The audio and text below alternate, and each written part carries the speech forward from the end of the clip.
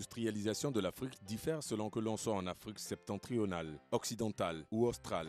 Mais ce que nous pouvons retenir de manière générale est le fait que l'industrialisation dans plusieurs pays d'Afrique continue d'être tributaire des ressources agricoles et minières, hormis l'Afrique du Sud et le Nigeria, qui développent d'autres pans de leur industrie. Les industries en Côte d'Ivoire, il y a l'industrie extractive, pétrole, mine, l'industrie de transformation des matières premières, on n'a pas beaucoup, et puis l'industrie des services.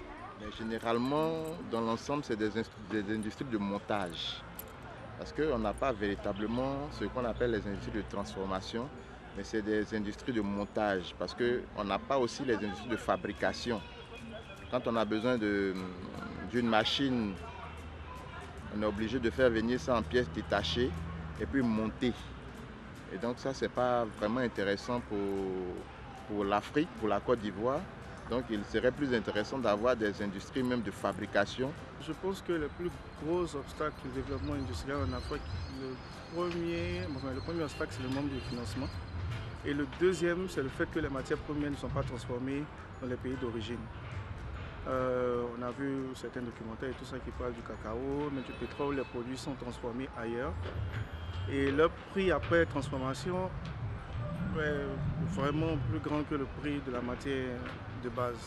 Les Africains pensent que on doit toujours tout leur donner cadeau, gratuitement. Ils ne sont pas prêts à se prendre en charge eux-mêmes. Comment vous pouvez penser qu'un pays comme la Thaïlande, toutes choses mises à part, puisse venir donner une tonne de riz à des chefs de village dans un village, des chefs habillés avec des chaînes en or et qui attendent qu'on leur donne des cadeaux?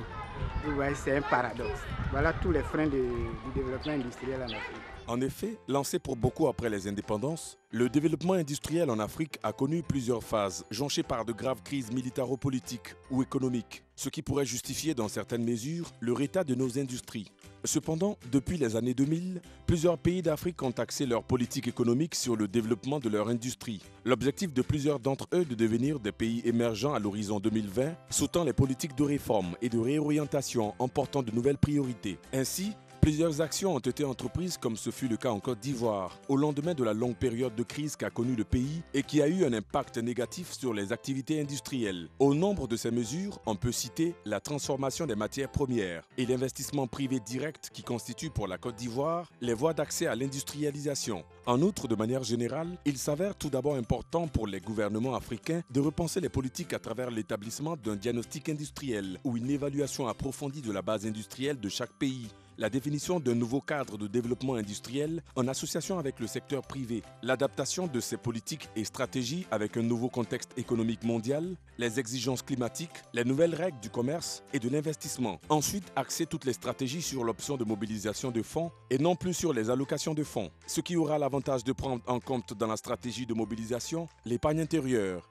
l'emprunt auprès des institutions de financement du développement, les investissements étrangers directs et enfin, accorder une place de choix à l'industrie manufacturée, qui sera, au vu de la démographie, un atout majeur pour l'Afrique. Alors, les choses sont claires, les postulats sont posés. Monsieur Gérard Amangwa, bonjour. Bonjour. Vous revenez de l'Afrique du Sud. Vous avez participé à différents forums pour des choses que vous allez nous expliquer dans quelques instants. Première question, comment se porte l'industrie et je dirais l'industrialisation en Côte d'Ivoire? Je pense qu'elle se porte très bien. Vous savez, depuis la sortie de crise, notre économie a connu une progression très remarquable, notamment au niveau du taux de croissance. Nous sommes à 9% aujourd'hui. Et nous avons pu, quand je parle de nous, je parle de la Côte d'Ivoire, nous avons pu retrouver notre place d'antan, une place de locomotive. Et nous sommes actuellement dans le plan national de développement, 2016 à 2020, qui nécessite près de 28 000 milliards de francs CFA, et dont une bonne partie va concerner la transformation structurelle de notre économie. Et quand on parle de transformation structurelle, c'est vraiment la cadence qu'il faut pour arriver à une industrialisation plus poussée. Donc elle se porte très bien. Nous exportons dans la sous-région, en tout cas au niveau de la CEDEAO, nous exportons énormément. Nous avons une base industrielle qui est en train de s'élargir avec des nouveaux investissements qui se mettent en place. Et de mon voyage d'Urban, je pense que la Côte d'Ivoire a été citée en exemple par rapport à des projets sur lesquels nous sommes aujourd'hui. Alors, dans l'élément, on a entendu industrie de montage, pas d'industrie de transformation. Alors, quelle est la qualité de l'industrialisation en Côte d'Ivoire? On est à quel niveau? Est-ce qu'on est toujours dans le montage ou est-ce qu'on va résolument vers la transformation véritable de nos produits? Bon, je pense que quand il parlait de montage, c'était par rapport à des industries telles que l'industrie automobile. À l'époque, on avait des industries de montage. Je pense qu'au niveau de la transformation, c'est plutôt la transformation des matières premières. Bon, nous avons depuis 2 ou 3 ans accru justement ce taux de transformation au niveau du cacao, par exemple. Il y a des industries qui se sont installées.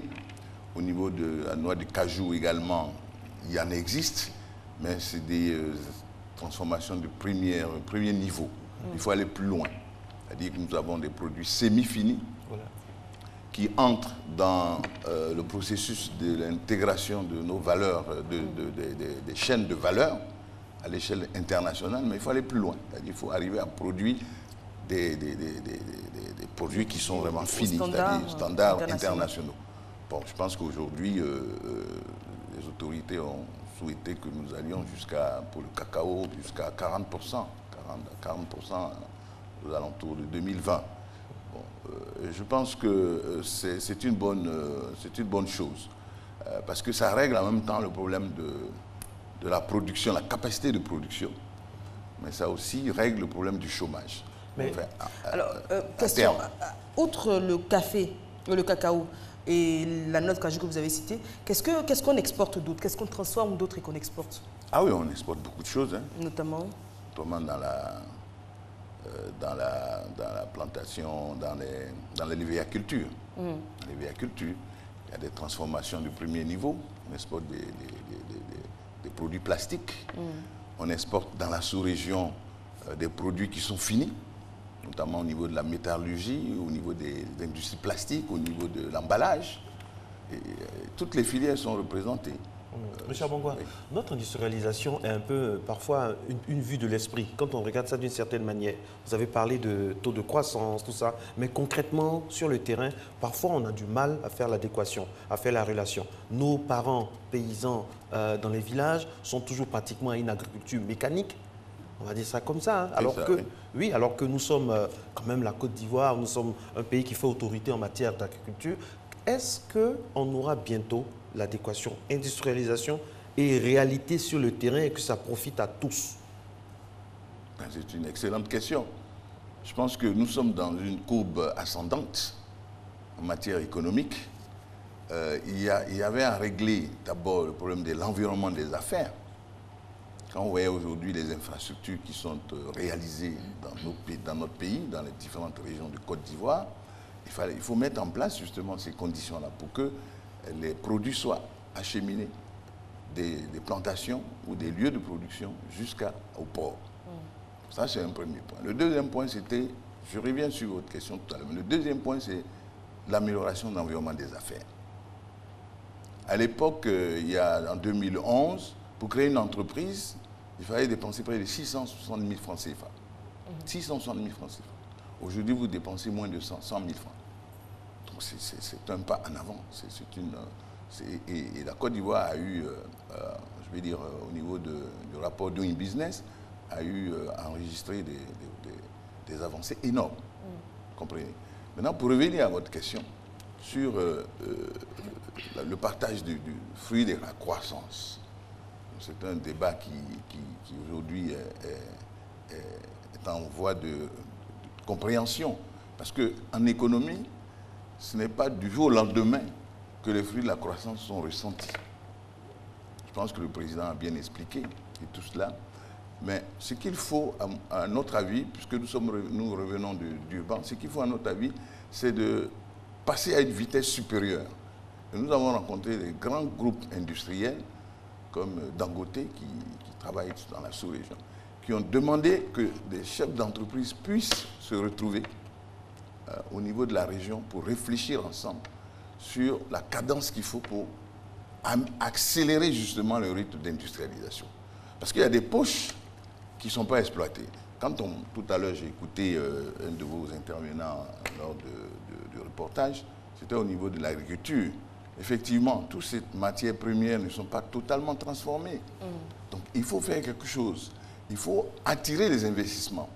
Tant que vous n'attirez pas les investissements directs étrangers et que votre pays n'est pas, fréquentable, en guillemets, vous ne pouvez pas avoir des investissements. Monsieur Amonkwa, excusez-moi de vous couper, mais pourquoi forcément attendre que tout vienne de l'étranger? Est-ce que nous-mêmes, au niveau UEMOA ou CEDEAO, est-ce qu'on ne peut pas faire en sorte que notre propre consommation, notre propre force interne puisse vraiment nous suffire d'abord, et c'est cela qui va indubitablement attirer l'étranger? Parce que si l'Occident voit que nous, à notre niveau, il y a une population qui consomme, il y a l'épargne qui est maintenue, il n'y a pas d'inflation, et que tout concourt à ce que la population soit à l'aise, et que nous sommes très unis, mais vraiment unis en Afrique, est-ce que ce n'est pas ça aussi qui va nous sauver et sauver notre industrialisation? D'accord, nous sommes totalement d'accord. Vous savez, tout le monde le dit toujours, hein, il faut la stabilité politique, d'abord. Il faut l'environnement des affaires, que ce soit conducif. Deuxièmement, il faut qu'au niveau de la région dont vous avez parlé, la CEDEAO par exemple, ou l'UEMOA ça va. Pour le moment, on a des politiques économiques régionales. Mais au niveau de la CEDEAO, il faut dire qu'il faut régler le problème de l'inadéquation des politiques économiques nationales.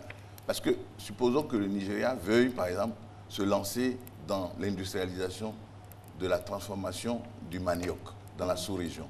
Elle produit énormément. Si des pays comme la Côte d'Ivoire aussi s'y lancent, ça fait qu'il y a des poches qui ne sont pas totalement exploitées. Et on ne retrouve pas la compétitivité qu'on recherche. Deuxièmement, en dehors de cette inadéquation dont on parle, il y a aussi la volonté politique. Il faut que nos chefs d'État se retrouvent pour décider ensemble ce qu'il faut faire. Quelles sont les filières prioritaires qu'il faut identifier pour lancer justement ce processus d'industrialisation. Nous, par exemple, sommes dans le café cacao. Récemment, je lisais dans les journaux, puisque j'étais en Afrique du Sud, j'ai vu qu'il y a eu un partenariat entre la Côte d'Ivoire et le Ghana. Mais c'est très important. Les deux pays produisent à la fois le cacao, le café. Aujourd'hui, on a encore du pétrole. Il ne faut pas faire la guerre, il faut qu'on s'entende. Et puis, le dernier point, on produit l'huile de palme. Donc, il faut se mettre ensemble pour pouvoir capitaliser sur ce potentiel qu'on a. Il y a d'autres pays également. Le nord de la Côte d'Ivoire qui produit le nord du cajou, nous avons le Mali, nous avons le Burkina Faso. Donc, aujourd'hui, il faut retrouver, il faut créer, il faut pouvoir, anticiper sur le futur. Parce qu'il y a des enjeux énormes. Les jeunes qui sont là, comment ils vont travailler demain?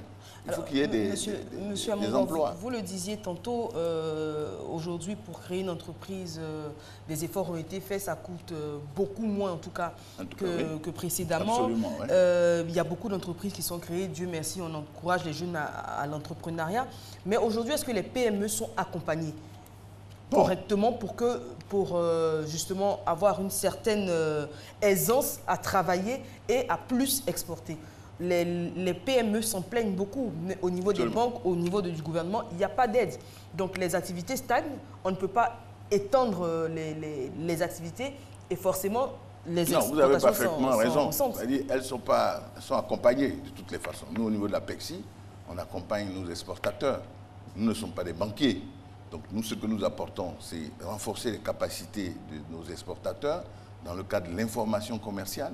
Par exemple, si une entreprise veut exporter, je ne sais pas, en Asie ou en Afrique, on fournit les informations. On les accompagne également dans le cadre de leur renforcement de leurs capacités. Parce que vous savez, il y a des problèmes de qualité, il y a des problèmes d'accès au marché. Donc ça, on le fait de normes internationales aujourd'hui. Et ce qui manque dans le chaînon, en fait, par rapport à tout ce que nous sommes en train de faire, c'est vraiment l'accompagnement financier. Ça, c'est sûr. Et là, comme je vous le disais hors antenne, nous sommes actuellement